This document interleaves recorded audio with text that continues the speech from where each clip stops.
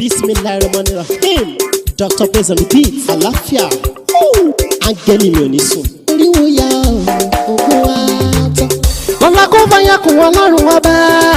Ewé ń jẹ́. Lọ́la kó bá yà kún Ọlọ́run ọba. Ewé ń jẹ́. Ewé á jẹ́. Ewé ń jẹ́. Àwọn ọ̀nà ìgbàgbọ́ sóhun mi ló jọ dìbò. Ewé ń jẹ́.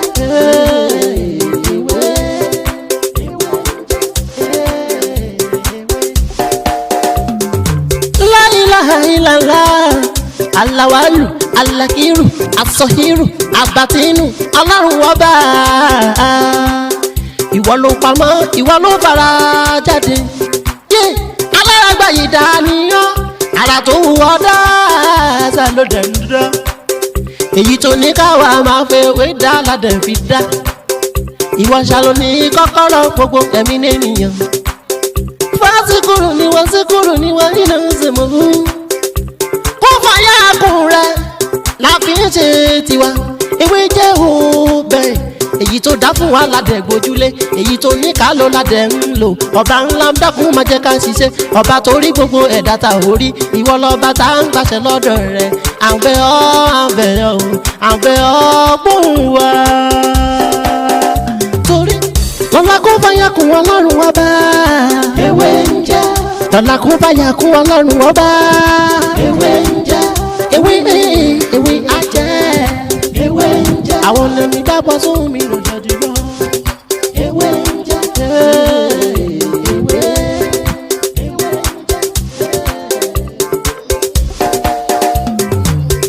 Àwọn tá a fi ṣẹ́ mi náà àwọn nìkan náà ń jẹ kó fàyà kún Ọlọ́run ọba ewé ń jẹ́ ẹni mọ̀nà ni mọ̀nà ẹni tí ò lágàn kò lè mọye tán tágàn bó bá dọjà ṣe ti bọ́ ẹni tí kò mọ ìwúra o bó bá rí wúra aṣọ dànù. Mo kí ọmọdé bẹ́ẹ̀ ni mo kí ẹ̀yin àgbàlagbà tí ẹ ní àǹfààní tí ẹ ń wò mí ní òní ojú ní tí ẹ fi ń wò mí ojú náà ní fọ́ etí tí ẹ fi ń gbọ́ mi etí náà lè di.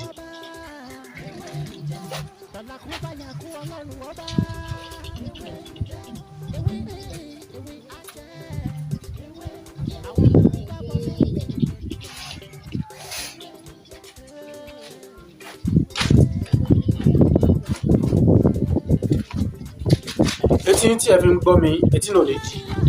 Èmi náà ni ọmọ yín àbúrò yín olólùfẹ́ yín Dr. Kuti Ọlátìbóyè tí ayé mọ̀ sí Wíńjẹ́ lórí ètò yìí gẹ́gẹ́ bí ẹ ṣe mọ nǹkan tí a máa ń ṣe. A máa ń sọ̀rọ̀ nípa àṣírí ìràwọ̀ ẹ̀dá bó tilẹ̀ jẹ́ pé ìsọ̀rọ̀ lórí àṣírí ìràwọ̀ ẹ̀dá ń sìn a fẹ́ mú fẹ́ lọ sí orí Facebook. Gbogbo àwa tí a bá lórí Facebook tí ẹ bá ń follow mi a fẹ́ máa sọ̀rọ̀ àṣírí ìràwọ̀ ẹ̀dá ìyẹn ní live video ní every Friday nírọ̀lẹ́ Friday ní dédé bíi aago bíi 5 la fẹ́ fi máa treat nǹkan tí à ń sọ nípa àṣírí ìràwọ̀ ẹ̀dá. Ẹ wá rí a tún máa ń sọ̀rọ̀ nípa ìtumọ̀ àlá àti ọ̀nà àbáyọ àmọ́ ní òní nǹkan tí a fẹ́ gbéyẹ̀wò bí a ṣe máa ń sọ lórí ètò yìí náà ni àṣírí ewé àti egbò òní a fẹ́ gbéyẹ̀wò ní òní bí a ṣe máa ń lo àgbọn ọṣẹ dúdú àti kànblálà fún ìwòsàn fibroid tí a mọ̀ sí ìju òní a fẹ́ ṣàlàyé fún wa ní òní kó tó di pé a wá mú ọ̀rọ̀ yìí wá bí a ṣe máa ń lo ìju àbí a ṣe máa ń lo àgbọn ọṣẹ dúdú àti kànblálà fún ìju. Mo fẹ́ introduce wa sí àgúnmu kan tí ó wà nílẹ̀ àti iṣẹ́ tí ó ṣe òun náà ni àgúnmu tí ẹ rí ní ọwọ́ mi yìí. Àgúnmu tí ó wà ní ọwọ́ mi ni à ń pè ní àgúnmu kòkòrò inú ẹ̀jẹ̀. Kò sí nǹkan tí kòkòrò inú ẹ̀jẹ̀ tí kì í dá lára ní ara ènìyàn. Ẹ rí kòkòrò inú ẹ̀jẹ̀ àìsàn tó ní agbára ni. Kòkòrò inú ẹ̀jẹ̀ náà ó tún máa ń fa iná run ní ara. A tún máa ń fa iná run ní ara. Tí kòkòrò inú ẹ̀jẹ̀ bá pọ̀ ní ara, a máa fa àyà jíjá. tó jẹ́ pé olúwa rẹ̀ á rò pé bóyá ọfà tàbí á lérò pé hypertension ni ó ń dán láàmú. A máa treat nǹkan tí kò yẹ kó treat. Kòkòrò inú ẹ̀jẹ̀ ó máa ń ba skin ara jẹ́, a máa yúnyàn lára, pàápàá jùlọ téèyàn bá ṣẹ̀ wẹ̀ tán, ó máa yúnyàn ní ara, máa jáyàn jẹ. Kòkòrò inú ẹ̀jẹ̀ ló máa ń fà á. Ó ní ẹ rí ní ọwọ́ mi yìí, àgúnmu ni, àgúnmu. Èyí tó wà nínú ike yìí, quantity tó wà ńbẹ̀, a gbọ́dọ̀ lò lójoojúmọ́ pẹ̀lú ẹ̀kọ gbígbóná. Ó pẹ́ wá jù láàrin bíi oṣù kan á sì nílé yìí lọ. Kì í ṣe pé bóyá síbí kan láàmú àsùnwọ̀n náà ti tó ògì díẹ̀ náà ni. A máa ń lò fún oṣù kan torí kòkòrò inú ẹ̀jẹ̀ ó burú jáì. Ó fi jẹ́ pé ẹni tí ó bá ń ṣe, ẹlòmíì ti lè lo oríṣiríṣi oògùn tó jẹ́ pé kíní yẹn máa ń jágùn, ó máa ń jágùn, but eléyìí tested and confirmed ni, produced by me, Dr. Mutiu Olatiboye. Àgúnmu ni tí a máa lò ó tó ní ọṣẹ. Mi ò mú ọṣẹ wá sí ìbà yìí. Ọṣẹ a tún máa fi ọṣẹ wẹ̀. Bí a bá ṣe lò eléyìí, a máa lò ó. Kò sí bí a ṣe fẹ́ lò ó fún oṣù kan pẹ̀lú ọṣẹ yìí. Pẹ̀lú àṣẹ Ọlọ́run, gbogbo nǹkan tó ń jẹ́ kòkòrò tó wà nínú ẹ̀jẹ̀, gbogbo ẹ̀ ni a máa yà dànù. Èló ni a gbé kalẹ̀ tòun àti ọṣẹ? A gbé kalẹ̀ ní 5,000 naira. Tòun àti ọṣẹ a gbé kalẹ̀ ní 5,000 naira ni a gbé kalẹ̀. Èyí tí mo wá fún wa ní òní, kó tó di pé mo bẹ̀rẹ̀ ọ̀rọ̀ tèmi, ẹ má gbàgbé láti subscribe sórí ètò yìí kí eléyìí kó máa fún wa ní àǹfààní lórí àwọn nǹkan mìíràn tá a ti ṣe àti èyí tá a ti ṣe, torí pé èyí tí a ti ṣe ó pọ̀ ju èyí tí a ti ṣe lọ. Nǹkan tá a fẹ́ gbé yẹ̀wò lénìí gẹ́gẹ́ bí mo ṣe sọ náà ni bí a ṣe máa ń lo àgbọn odidi kan, ọṣẹ dúdú àti kànbílálà tá a máa fi ń tọ́jú ìju lára obìnrin.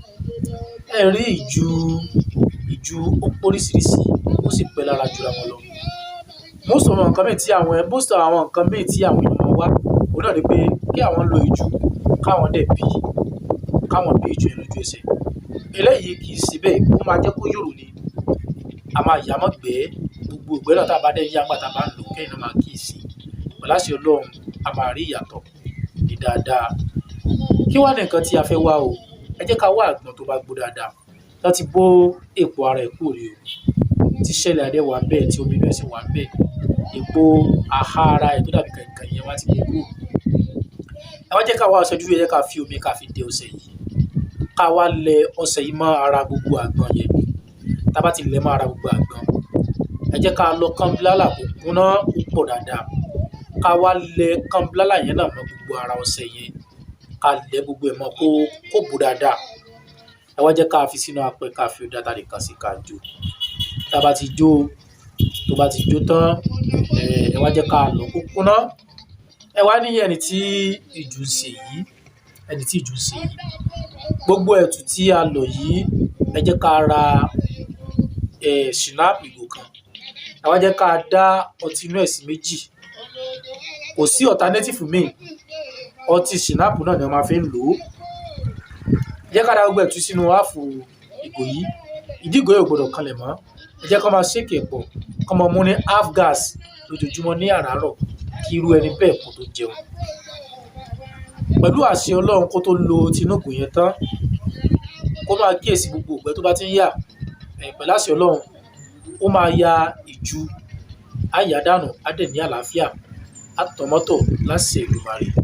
Ẹ wá rí ọ̀rọ̀ mi ò ní jù báyìí lọ ní ẹ̀kan sí. Orúkọ mi náà ni Dr. Mutiu Olatiboye tí àyè sí mi jẹ́.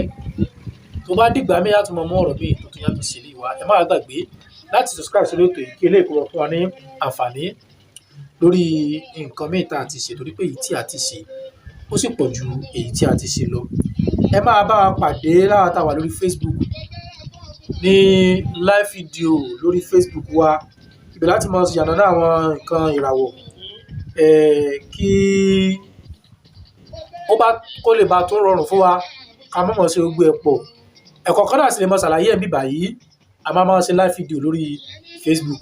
A lè máa pè, a lè máa béèrè ọ̀rọ̀ yẹn ní every Friday ní ìrọ̀lẹ́ ní dédé bí aago 5. Ó ní a máa bẹ̀rẹ̀ ètò, a sì máa fi nọ́mbà tí ẹ máa pè wá síbẹ̀. tọ̀ ọ̀rọ̀ mi wà ní jù báyìí lọ náà ká gbé kọ́ bíbà lẹ́nìí tó bá tó dìgbà mi àtúmọ̀ rè níbi tí a gbé kọ́ sí tọ̀ ó dàbọ̀.